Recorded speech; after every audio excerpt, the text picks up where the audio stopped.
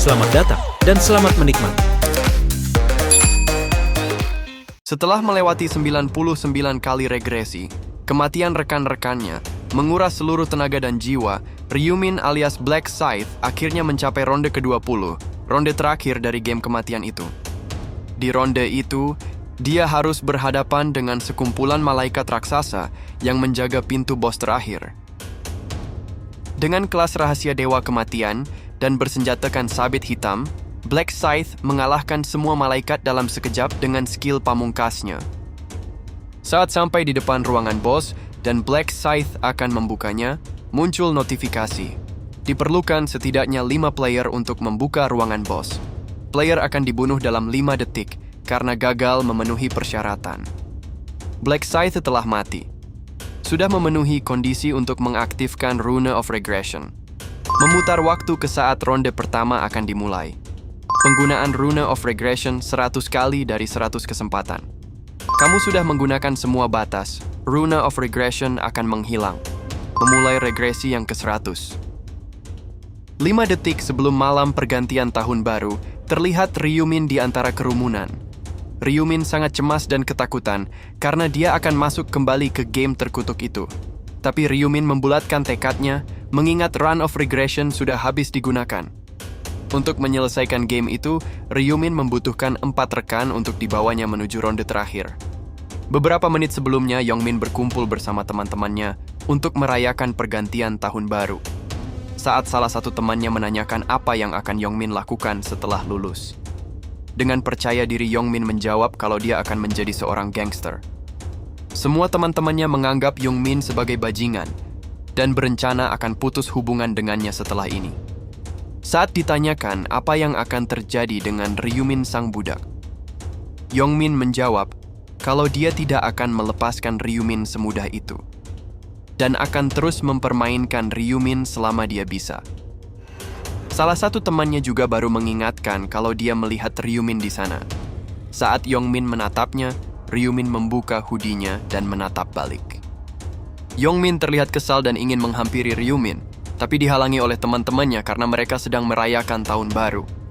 Yongmin pun menahan diri dan melepaskan Ryumin sekali ini saja. Tiba-tiba muncul cahaya terang dan seorang malaikat turun dari langit. Malaikat itu berkata, manusia sungguh spesies yang menarik. Merayakan tahun baru saat mereka tidak tahu akan situasi apa yang akan dihadapi. Melihat kalian yang tidak tahu sama sekali, bagi kita kalian semua seperti sekumpulan monyet di dalam kandang.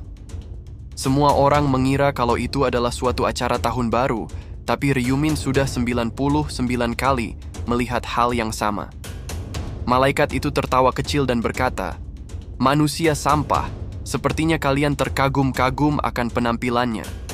Akan lebih baik jika kalian tidak memikirkannya, karena ia tidak punya niatan untuk berlama-lama di sekitar kalian para sampah. Melihat kalian masih terdiam, sepertinya apa yang ia katakan didengar dengan baik. Seseorang mulai naik pitam dan mengatai malaikat itu dengan berbagai macam kata-kata kasar. Malaikat itu merasa emosi dan terganggu, dan kepala orang itu meledak berhamburan kemana-mana.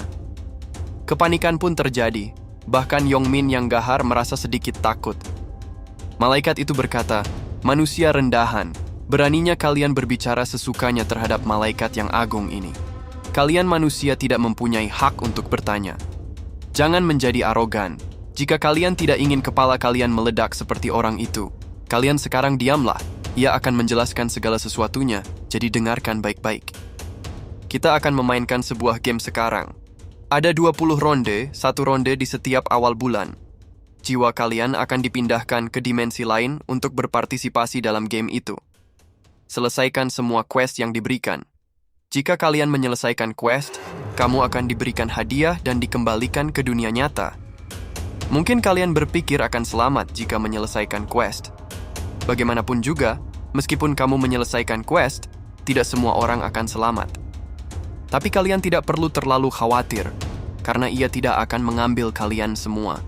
Hanya manusia yang berumur antara 15 sampai 29 yang akan berpartisipasi.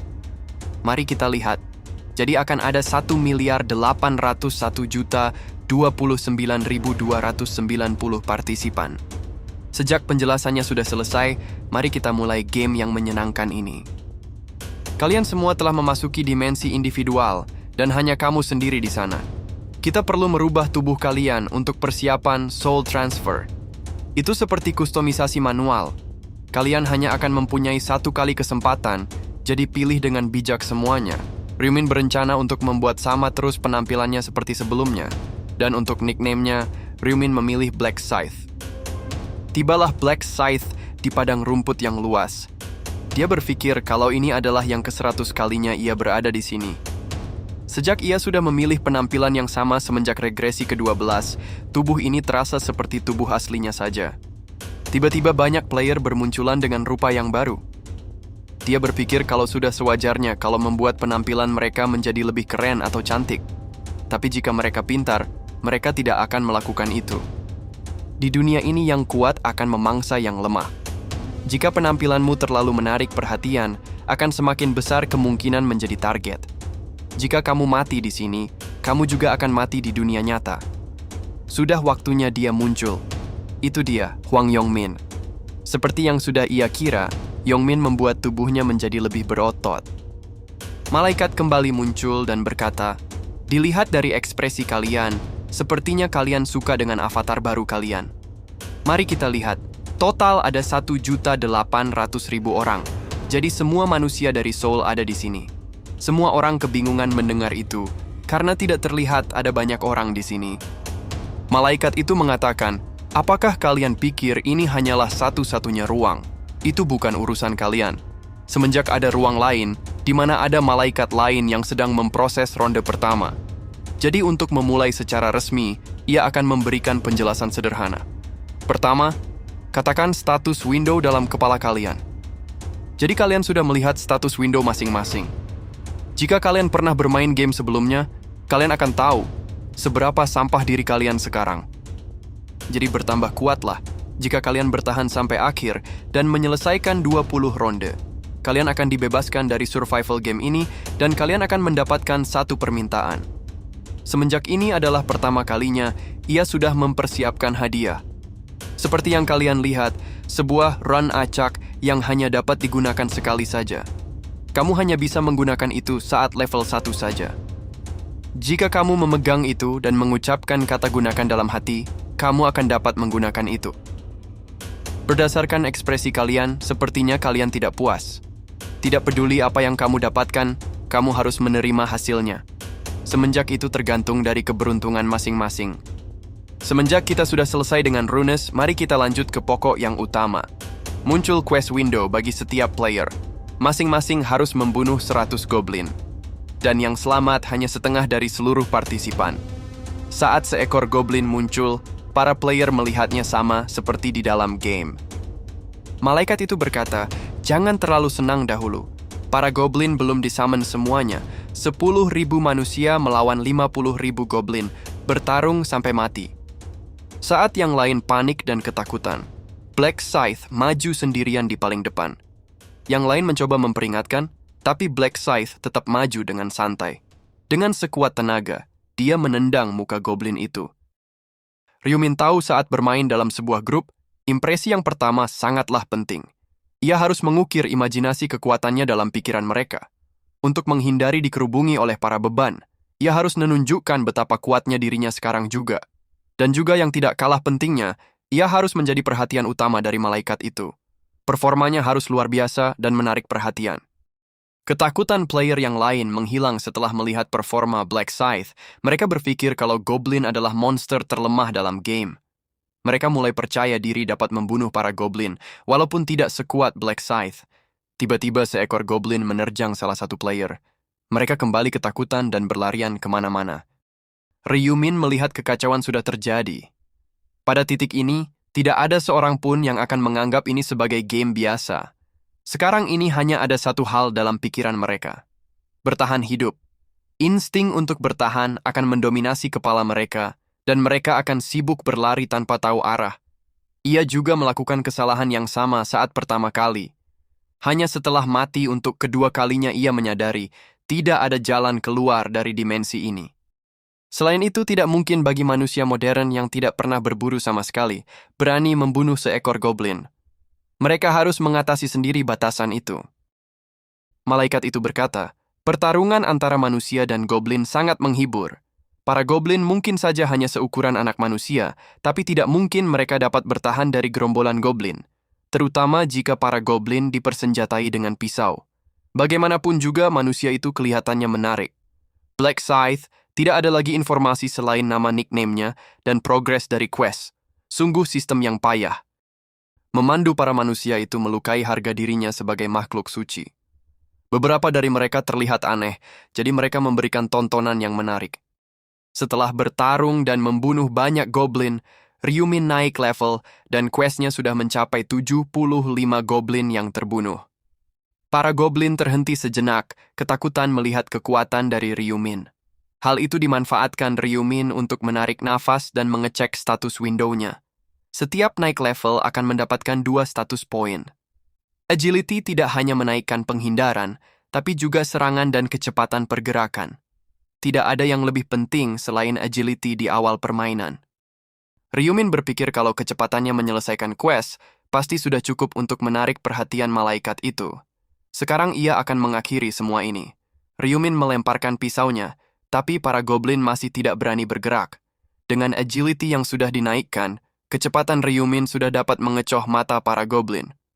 Dengan satu tebasan, para goblin di hadapannya musnah seketika. Quest membunuh 100 goblin sudah diselesaikan. Baginya ronde pertama adalah hal mudah dan dia berharap dapat menarik perhatian malaikat itu.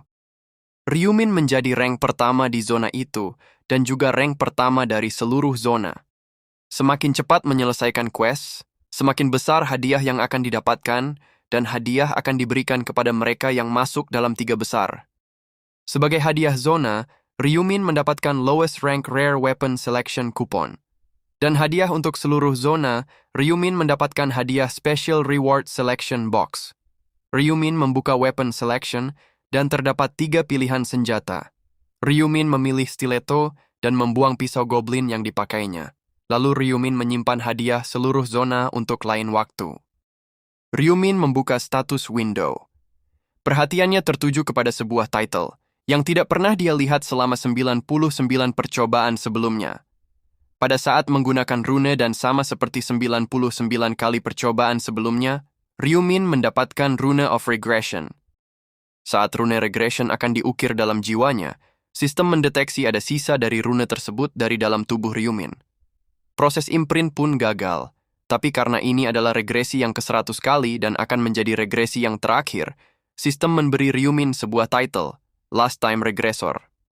Di dalam game ini, titles sama bermanfaatnya dengan runes. Semakin sulit didapat, akan semakin bagus efeknya. Resurrection adalah skill eksklusif dari seorang priest dan hanya memulihkan 30% HP. Sedangkan title ini akan membangkitkan serta memulihkan full HP, sepertinya ia mendapatkan sesuatu yang menakjubkan.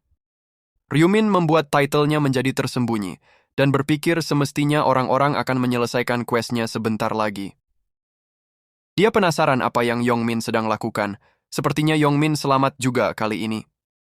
Malaikat itu mengatakan, pantas aja sudah semakin membosankan menonton kalian. Sepertinya jumlah kalian sudah sama dengan jumlah para goblin. Kalau begitu, mari kita buat agar lebih menyenangkan. Tubuh player yang sudah mati perlahan menghilang, dan malaikat itu mensummon lagi sekumpulan goblin. Jumlahnya 50.000 goblin. Malaikat itu tersenyum puas melihat situasi yang semakin menjadi kacau, yang lemah mati dengan mengenaskan, dan yang kuat perlahan mulai menyelesaikan quest mereka. Dan pada akhirnya 5.143 player yang berhasil menyelesaikan quest, dan kuota jumlah player terpenuhi. Bersamaan dengan itu para goblin menghilang. Malaikat itu berkata, sekarang yang lulus sudah setengah, yang berarti quest sudah selesai. Ia meminta maaf, tapi yang tidak menyelesaikan quest akan mati. Itu adalah peraturan dari game ini. Kalian yang lulus semestinya bahagia karena masih hidup. Bagaimanapun juga kalian yang selamat akan dikembalikan ke dunia nyata. Selamat karena sudah menyelesaikan ronde pertama. Ia harap kalian dapat lebih baik lagi di ronde kedua. Mari kita lihat hasil akhirnya sebelum kita pergi. Nama Black Scythe bertengger sebagai peringkat pertama di seluruh zona dan di zona utama. Black Scythe mendapatkan 1000 gold dan dapat menggunakan gold itu untuk membeli item di item shop saat mencapai level 10. Semua player sepertinya sudah tahu rupa Black Scythe seperti apa. Malaikat itu tak menyangka ada pemenang seluruh zona di zona miliknya. Dia memanggil Black Scythe dan menanyakan mengapa Black Scythe bisa sekuat itu, apakah mendapatkan special runes. Ryumin mengatakan, tidakkah kamu dapat melihat runes dari status window-nya? Dengan gugup malaikat itu mengatakan, tentu saja. Dirinya seorang malaikat, ia hanya bercanda saja. Ryumin mengatakan, ia ingin meminta sesuatu. Ia pikir hadiah untuk peringkat pertama agak terlalu pelit. Ia ingin hadiah yang lebih baik. Malaikat itu berpikir, apakah manusia sialan ini baru saja meminta sesuatu darinya. Ia memperhatikannya karena dia lumayan di awal, tapi sepertinya dia berlagak sombong karena sudah membunuh beberapa goblin saja. Ia akan meledakkan kepala manusia arogan itu. Tapi sebelumnya ia sudah menggunakan otoritasnya. Dasar bajingan arogan, bahkan ia tidak dapat membunuhnya. Tunggu, ia mendapatkan sebuah ide bagus. Malaikat itu turun ke tanah dan berkata, biasanya permintaan seperti ini akan langsung ditolaknya. Kalau dipikir-pikir lagi, mari kita bicarakan berdua saja. Manusia yang lain dapat menunggu sampai ia kembali. Semua orang tak menyangka kalau dapat bernegosiasi dengan malaikat itu. Saat Ryumin melewati Yongmin, dia sempat menoleh sebentar, lalu berjalan lagi mengikuti malaikat. Setelah beberapa lama, malaikat itu masuk ke dalam hutan diikuti oleh Ryumin dari belakang. Malaikat itu meminta Ryumin mendekat dan jangan terlalu jauh. Malaikat itu berpikir, manusia itu sangat serakah dan juga sangat bodoh. Dan bagaimana cara dirinya dapat mengganti hadiahnya saat dirinya bukanlah yang memilih hadiahnya. Bukannya ia tidak mau memberikan hadiah yang lebih baik jika ia mampu. Tapi seharusnya dia menerima saja apa yang sudah diberikan. Ia akan memberikan pelajaran karena sudah menjadi serakah. Ia akan membunuh dia setelah kita melewati batu itu. Tentu saja ini akan menjadi masalah besar jika ia membunuh seorang player karena masalah pribadi. Terutama jika player komplain tentang keadilan. Yang di atas akan menyalahkan dirinya karena sudah mengacaukan game ini. Jadi ia hanya perlu memastikan tidak akan ada saksi mata. Dasar manusia bodoh, kamu seharusnya diam saja. Saat malaikat itu menoleh dan menanyakan hadiah apa yang diinginkan, sebuah tinju sudah setengah jalan mengarah ke mukanya. Sebuah bogem mentah dari Ryumin menghantam telak, dan malaikat itu terjatuh. Malaikat itu tak percaya apa yang dilakukan seorang manusia kepada dirinya. Saat malaikat itu bangkit dan akan menyerang balik, Ryumin sudah menghilang. Ryumin muncul di belakangnya, menangkap sayap malaikat itu, dan menariknya dengan sekuat tenaga sampai sayap itu terputus. Tidak sampai di situ saja, Ryumin kembali menangkap sayap yang satunya dan menariknya sampai putus juga. Melihat malaikat itu pun sudah tidak berdaya lagi, Ryumin berkata, ia yakin kalau kamu berencana menanyakan sesuatu kepada dirinya sembari tertawa dengan mukamu yang bodoh itu. Kamu akan membunuh dirinya dengan pisau tersembunyi di dalam sayapmu, bukan? Malaikat itu menyangkal tuduhan yang dilayangkan oleh Ryumin. Ryumin berkata, kamu tidak perlu berbohong. Ia bisa membaca wajahmu, Briel. Malaikat itu tak percaya kalau seorang manusia bisa mengetahui namanya. Ryumin mengeluarkan pisau dari inventorinya dan Briel panik seketika. Briel mengatakan, apakah kamu ingin kepalamu meledak? Hanya dengan satu jentikan jarinya, kamu pasti pindah alam. Ryumin dengan santai mengatakan, kamu tidak mempunyai skill itu lagi. Briel mengancam kalau dia terbunuh, malaikat yang lain pasti tidak akan memaafkan Ryumin. Ryumin mengatakan, kalian para malaikat adalah makhluk yang egois. Tidak ada yang peduli mau kamu mati atau tidak. Baiklah, sudah waktunya kamu untuk mati. Briel mengatakan, membunuh dirinya tidak akan memberikan keuntungan. Jika ia mati, kamu tidak akan dapat kembali pulang. Berikan dirinya kesempatan, ia akan memberikan informasi yang kamu inginkan. Ryumin mengatakan, jika kamu mati, kita akan otomatis dikembalikan pulang. Lagi pula ia sudah memiliki semua informasi yang dibutuhkan. Dirinya juga tahu kalau kamu para malaikat hanyalah bidak dalam game ini. Tugas kalian hanyalah sebagai pemandu. Ryumin langsung menerjang. menusukkan pisaunya di dada Brielle. Brielle langsung ambruk seketika. Muncul notifikasi, kamu sudah membunuh seorang malaikat. Kamu adalah player pertama yang membunuh seorang malaikat. Kamu menerima title First Ever Angel Slayer. Kamu mendapatkan Angel's Blood sebagai hadiah yang pertama kali membunuh seorang malaikat. Kamu menerima Rune of Slaughter. Rune yang didapatkan akan otomatis tersimpan dalam tubuh pengguna. Ryumin berpikir, hadiah yang ia dapatkan sebagai yang pertama untuk membunuh seorang malaikat. Ia mengetahui hadiah itu pada regresi yang ke-13 kali. Hadiah itu hanya ditujukan untuk satu orang saja. Setiap hadiah setara dengan unique item. Ia yakin para malaikat akan terkejut saat mereka mengetahui hal ini. Dan alasan terbesar untuk membunuh seorang malaikat. Angel's Blood dapat merubah kelas menjadi Grim Reaper. Setiap player akan mendapat kelas saat mencapai level 10. Ada 30 kelas yang berbeda, dan merubah kelasnya juga mudah. Yang pertama adalah mencari item yang memperbolehkan merubah kelas. Biasanya akan didapat saat berburu atau melalui beberapa kondisi, tapi ada yang menjadi pengecualian. Item pengganti kelas yang hanya didapat oleh satu orang di saat yang tepat dan setelah mereka memenuhi kondisinya. Tentu saja kelas yang ditawarkan berada di level yang berbeda. Bonus stat, skill change runes, skill option, dan yang lainnya. Semuanya sangat luar biasa. Dulunya, ia bahkan tidak dapat menyelesaikan sampai ronde terakhir. Setelah itu, ia mencoba mendapatkan peringkat pertama di seluruh zona. Tapi yang terpenting sekarang adalah mencapai level 10, jadi ia dapat mengganti kelasnya. Ini akan menjadi kesempatannya yang terakhir, dan ia harus menjadi kuat apapun yang terjadi.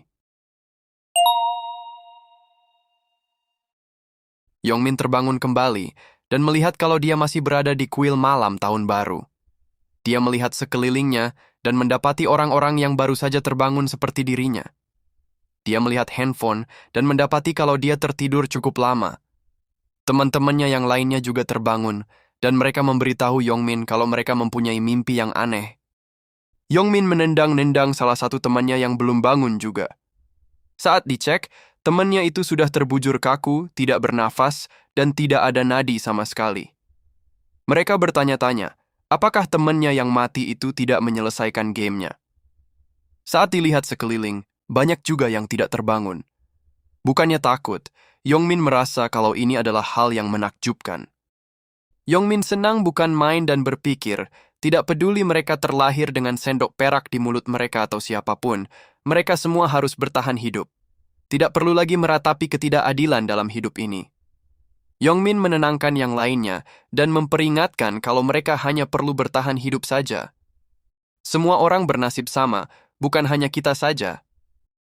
Yongmin menoleh ke kiri dan ke kanan, berusaha menemukan Ryumin yang tadi dilihatnya. Karena tidak melihat Ryumin dimanapun, Yongmin menyimpulkan kalau Ryumin mati tanpa melewati ronde pertama. Tidak mungkin bagi seorang pecundang seperti Ryumin bisa selamat. Perhatian Yongmin tertuju kepada seseorang yang memakai equipment aneh dan mencoba membuka status window. Betapa terkejutnya Yongmin melihat status window-nya benar-benar terbuka. Yang lainnya juga mengeluarkan status window mereka masing-masing, dan sepertinya status window hanya bisa dilihat oleh masing-masing orang. Yongmin mengambil sebuah batu dan meremukkannya dengan satu tangan. Sepertinya status mereka benar-benar terbawa ke dunia nyata.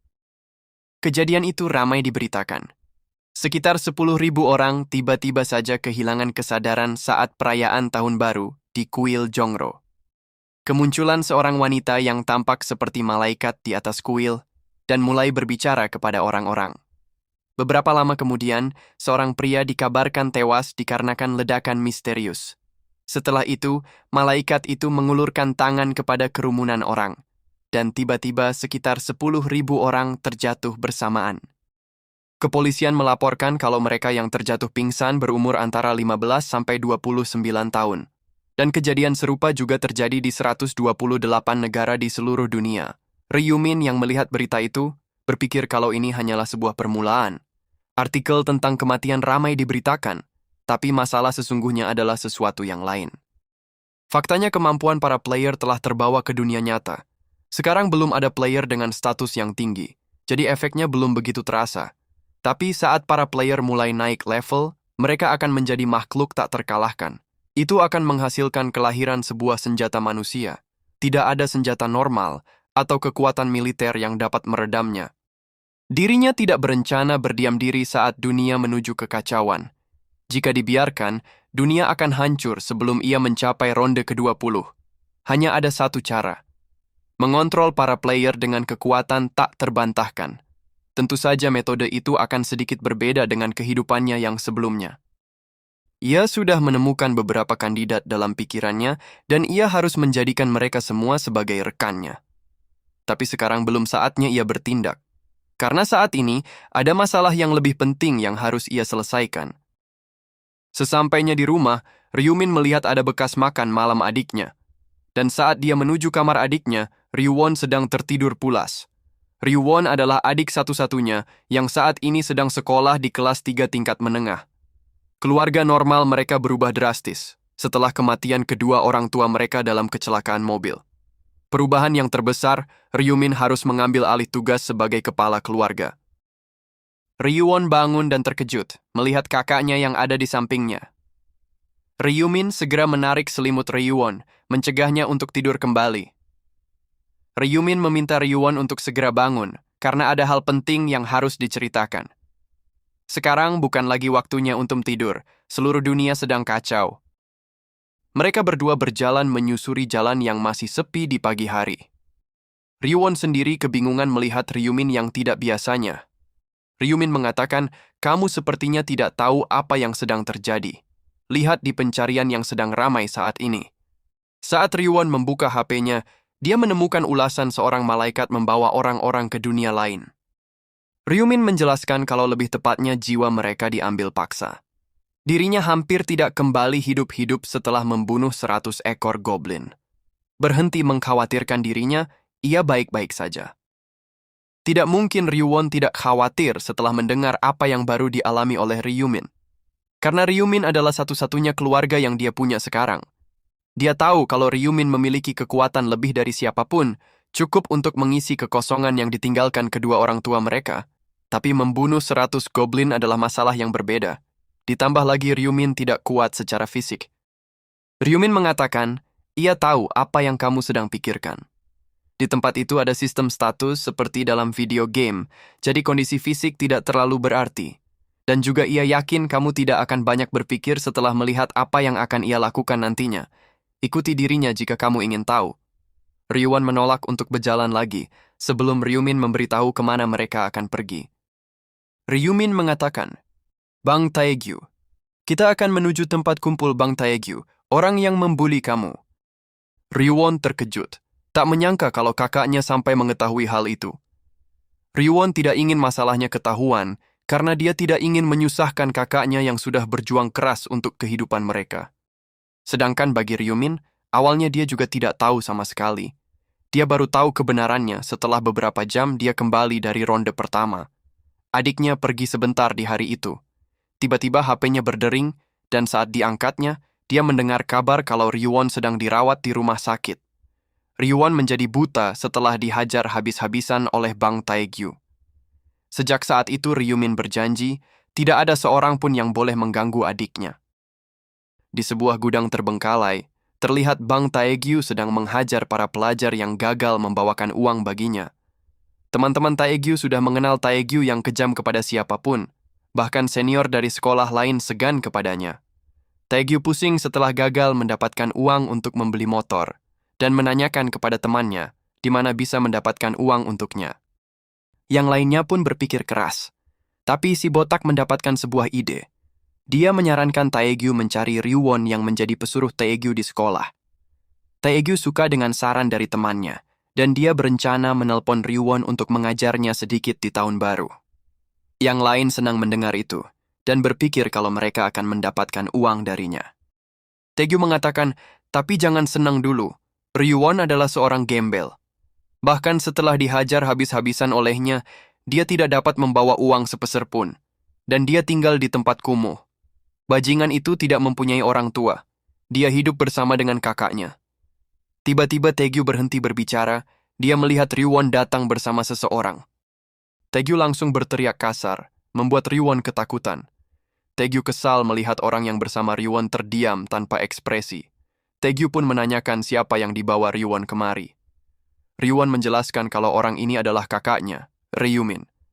Taegyu memerintahkan yang lainnya untuk maju, memberi pelajaran kepada Ryuwon dan kakaknya.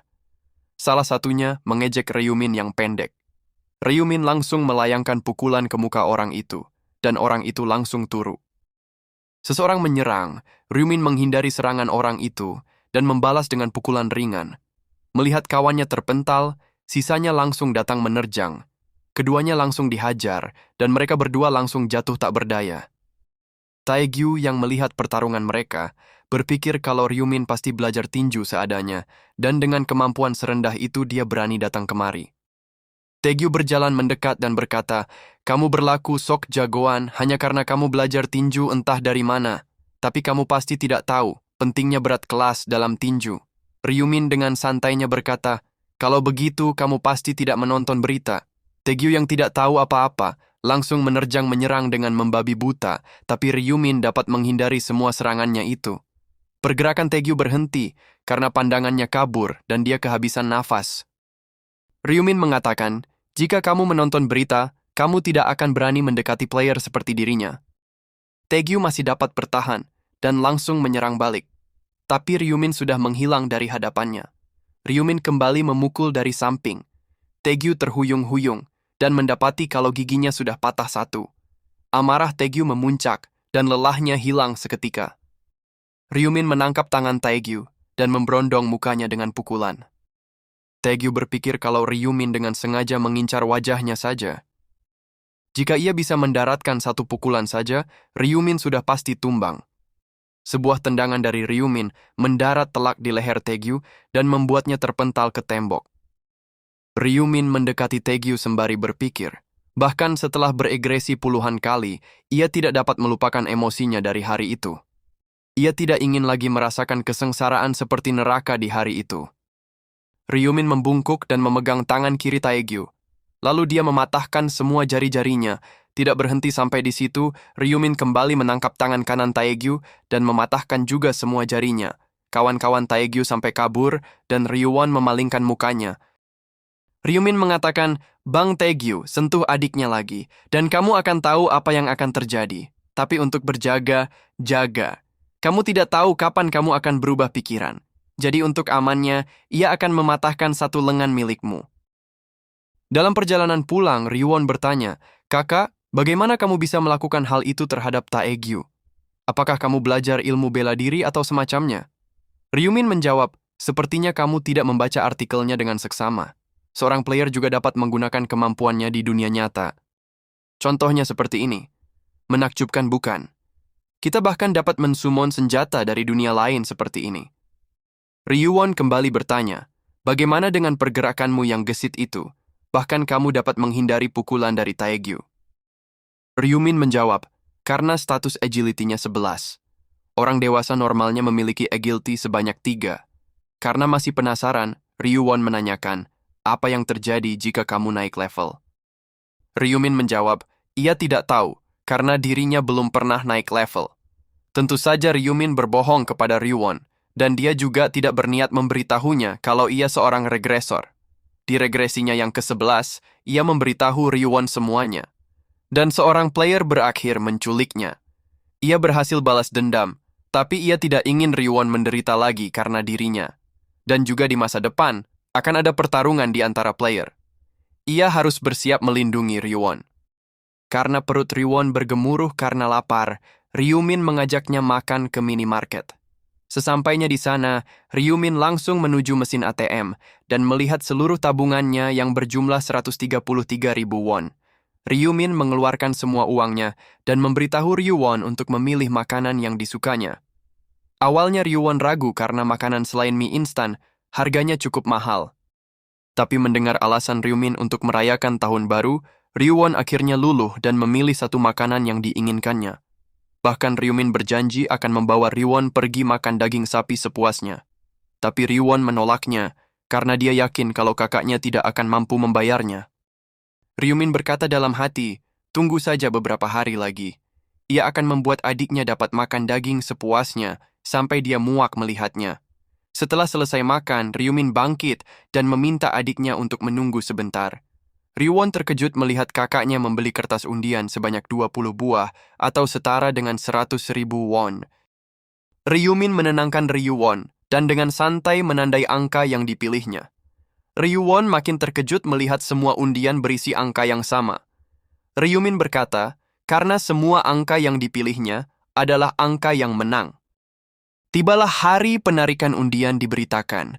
Ryuwon harap-harap cemas menunggu hasilnya, menyesal karena Ryumin sudah menghabiskan uang hidup mereka yang terakhir. Hasil undian pun dibacakan satu persatu. Siapa yang sangka ternyata semua angka yang ditulis Ryumin kena semua tanpa meleset satupun. Ryuwon kegirangan melihat hal itu dan meminta Ryumin untuk mencubitnya agar terbangun dari mimpinya. Tapi Ryumin meyakinkan Ryuwon kalau ini adalah kenyataan dan bukan mimpi. Ryuwon berteriak kegirangan sembari memegang kertas undian itu. Tapi Ryumin meminta adiknya untuk mengecilkan suaranya agar para tetangga tidak mendengar kemenangan mereka. Ryumin sendiri merasa tidak aneh melihat adiknya bisa sesenang itu, karena saat menang pertama kalinya, dia juga bersorak kegirangan sama seperti yang Ryuwon lakukan saat ini. Setelah beberapa kali mengulang, itu menjadi sesuatu yang biasa saja. Setelah beregresi, ia perlu dengan cepat mengamankan uang cash. Kematian di seluruh dunia sudah mencapai 900 juta jiwa. Jadi ekonomi mulai goyah dan perdagangan item antar player akan memuncak. Semua bisa terjadi karena uang cash. Ryuwon menanyakan berapa uang kemenangan yang akan mereka dapatkan. Ryumin menjawab kalau dia juga tidak tahu, tapi yang pasti, itu adalah uang jackpot perubah hidup dalam level tertinggi. Ryumin pergi ke sebuah bank dan menemui seorang pegawai bank untuk mencairkan uang undiannya. Saat Ryumin memberikan detail informasi undiannya, pegawai itu sedikit terkejut. Sebelumnya, rekan kerjanya memberitahunya kalau ada pemenang 115 undian oleh satu orang saja. Dan jika orang itu datang, hal itu harus langsung dilaporkan kepada Presiden Bank saat itu juga. Pegawai bank itu meminta Ryumin untuk menunggu sebentar. Beberapa saat kemudian, datanglah Presiden Kwon Junho selaku presiden di bank itu. Presiden Kwon memberi selamat dan mengajak Ryumin pergi menuju ruangan khusus pencairan undian. Sesampainya di ruangan itu, Presiden Kwon meminta agar pegawai itu mencairkan uang undian milik Ryumin dan melayani Ryumin selayaknya tamu VIP. Ryumin memberikan kertas undiannya, dan pegawai itu mengkonfirmasi kalau Ryumin adalah pemenang dari undian itu. Ryumin pun bertanya, berapa jumlah uang kemenangan dari undian itu? Pegawai itu menjawab, kalau kemenangan Ryumin diperkirakan sekitar 22,5 miliar won. Setelah dipotong pajak, Ryumin menerima sekitar 15 miliar won. Setelah menerima uang hadiahnya, segala sesuatunya akan berjalan dengan lancar. Yang pertama dan yang terpenting, ia harus mencari rumah baru untuk mereka pindah. Dan di sore harinya, ia membuka sebuah akun saham. Bulan depan, Bitcoin akan naik 5 kali lipat.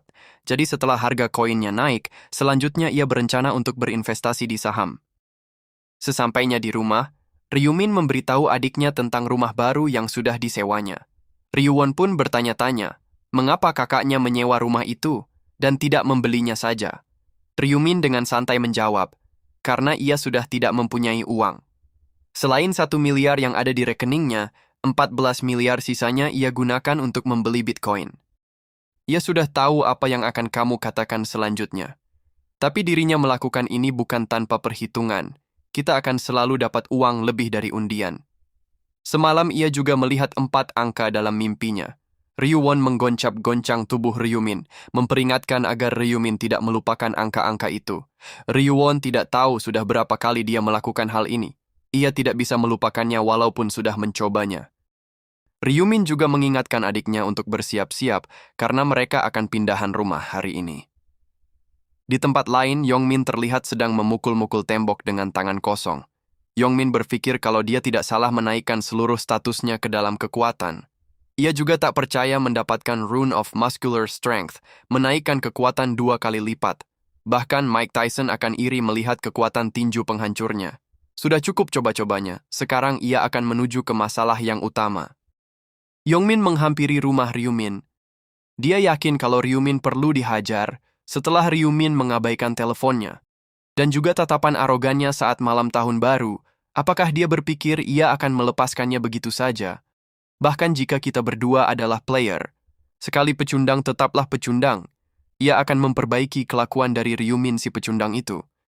Pemilik kontrakan datang dan menanyakan ada urusan apa di depan rumah orang lain. Yongmin mengaku sebagai teman Ryumin dan meminta pemilik membukakan pintunya karena dia kehilangan kontak dengan Ryumin. Pemilik kontrakan memberitahu Yongmin kalau Ryumin sudah pindah hari ini, dan dia tidak tahu Ryumin pindah kemana. Saat tiba di komplek apartemen mewah, Ryuwon terkagum-kagum akan besar dan tingginya gedung itu. Penghuni mempunyai kartu akses pribadi, penjagaan yang cukup ketat, dan besarnya rumah baru yang akan dia tempati. Ryuwon semakin terkejut setelah kakaknya memberitahu luas apartemen ini 330 meter persegi. Dengan deposit 5 miliar won dan sewa bulanan sebesar 22 juta won. Ryuwon merasa kalau tempat ini terlalu mahal dan meminta Ryumin mencari tempat yang lebih murah saja. Tapi Ryumin menolak saran adiknya karena dia suka dengan penjagaan ketat di tempat ini. Di setiap awal bulan, para player akan berada dalam kondisi tidur suri, dan player akan berada dalam kondisi terlemah saat itu. Resiko yang dihadapi bisa seperti bencana alam seperti kebakaran atau gempa bumi dan pembunuh bayaran yang disewa oleh player yang lain. Itulah sebabnya seorang player harus terlindungi dengan baik saat berada di dunia lain. Tidak peduli apa yang dilakukan player di dunia lain, jika mati di dunia nyata, semuanya akan berakhir. Rikishisei Ryuwon meminta maaf dan berkata, "Bulan depan, kamu akan ditarik kembali ke dunia lain untuk bertarung." Tapi dirinya malah senang dengan rumah barunya. Dirinya tidak membaca situasinya dengan baik, dan ia meminta maaf.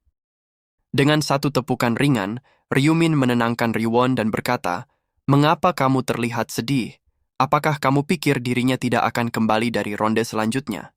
Jangan terlalu khawatir yang berlebihan, dan mari kita turun untuk makan." Ia dengar ada restoran enak di mall, lantai kedua.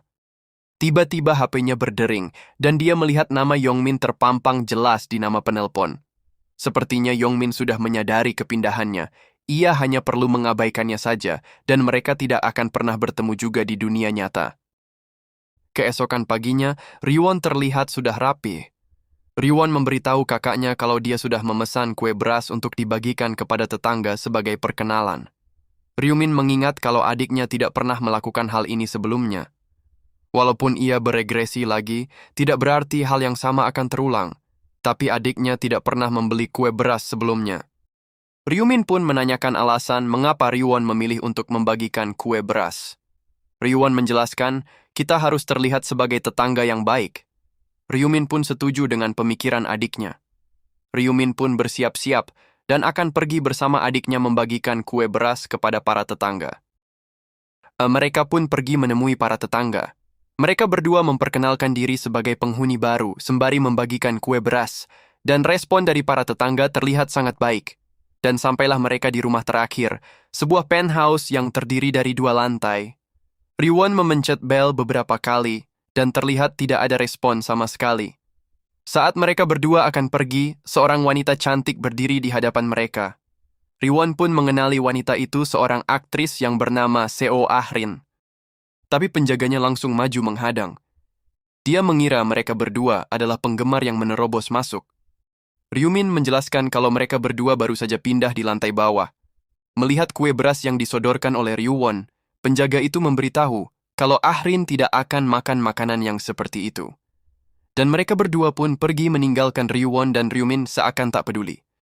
Ryumin cukup kesal melihat reaksi dari kedua orang itu. Tapi Ryuwon terpana dengan kecantikan Seo Ah-rin secara langsung. Banyak diberitakan kalau aktris dan aktor muda banyak yang dinyatakan meninggal karena mereka gagal melewati ronde pertama. Ah-rin yang membaca berita itu semakin cemas.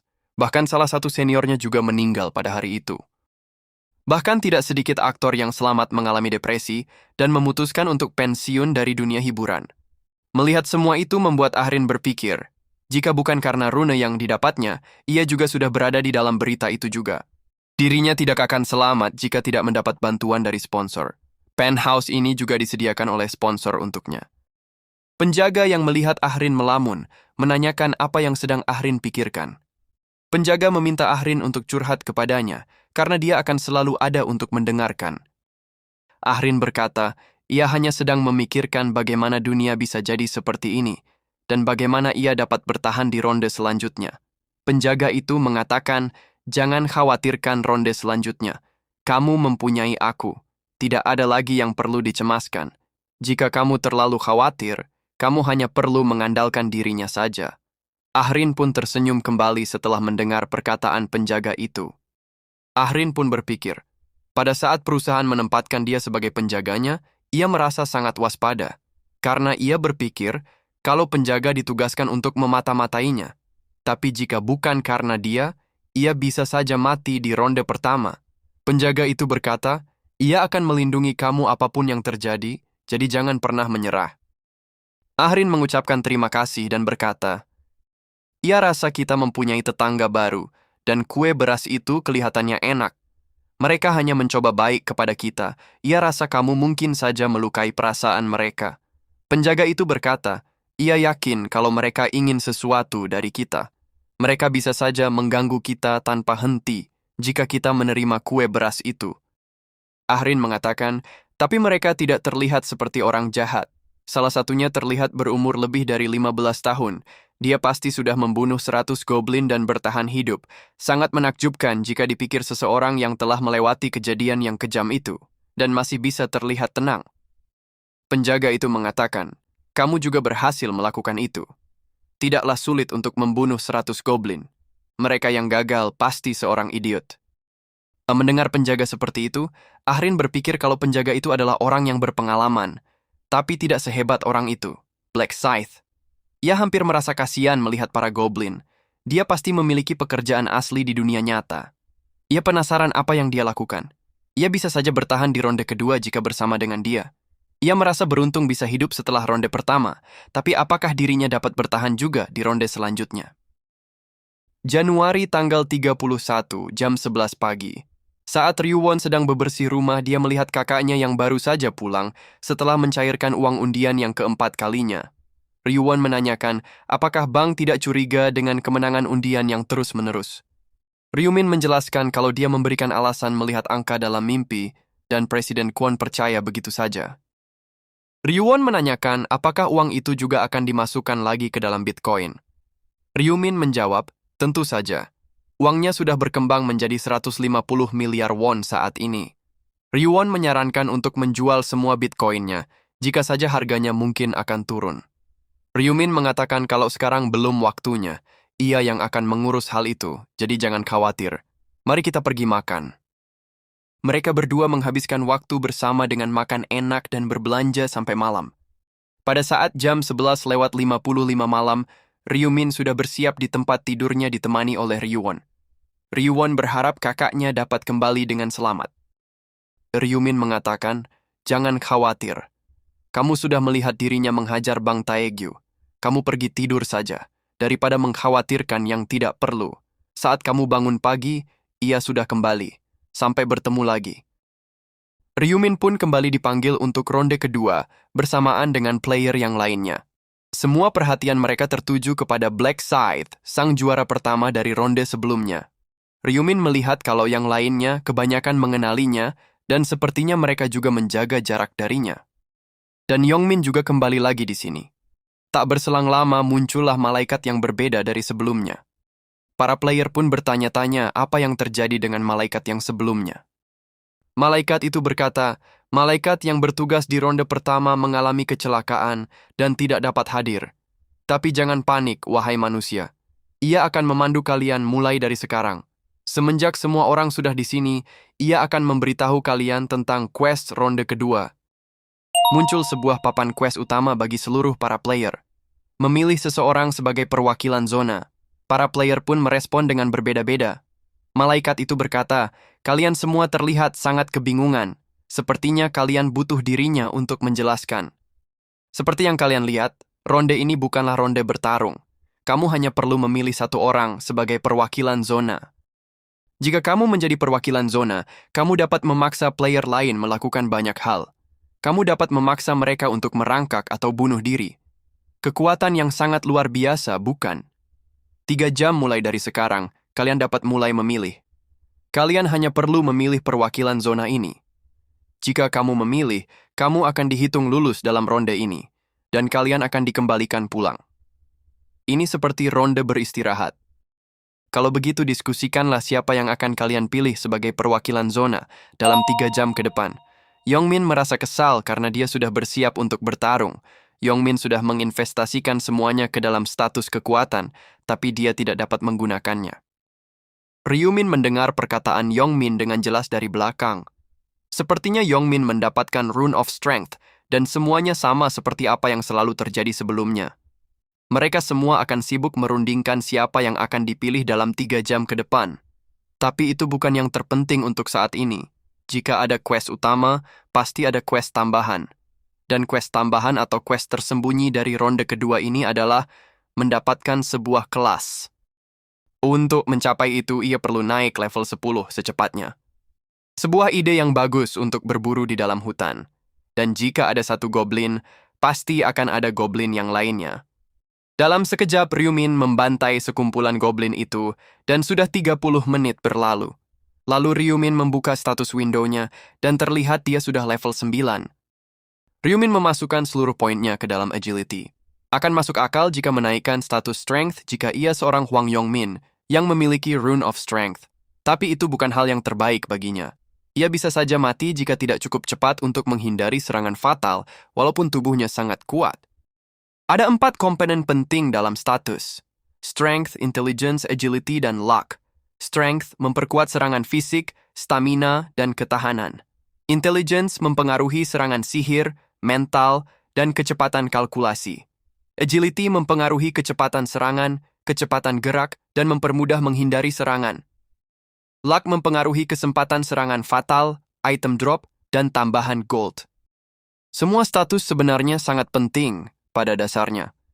Kelas Grim Reaper menggunakan kedua serangan fisik dan magic, jadi akan lebih baik jika menaikkan semua status secara rata. Sepertinya ada yang mengikutinya.